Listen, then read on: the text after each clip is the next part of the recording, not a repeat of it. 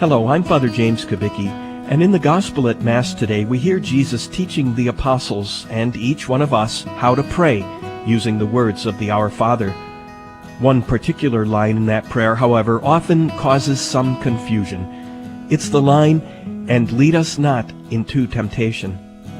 Here's how Pope Benedict explained that line in his book, Jesus of Nazareth. The way this petition is phrased is shocking for many people. God certainly does not lead us into temptation. Temptation comes from the devil.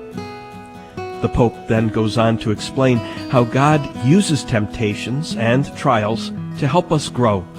He said, "We are saying to God, I know that I need trials so that my nature can be purified. When you decide to send me these trials, when you give evil some room to maneuver, as you did with Job, then please remember that my strength goes only so far. Don't overestimate my capacity. Don't set too wide the boundaries within which I may be tempted, and be close to me with your protecting hand when it becomes too much for me."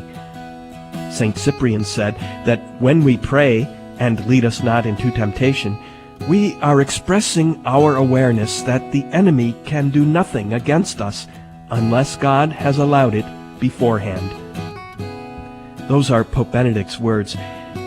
You know, temptation and the fact that God allows the devil to exist and to tempt us, that's a mystery. But God is all-powerful, and so we pray, do not allow us to be tempted beyond our strength, but give us the grace to grow through our struggles and trials. Amen.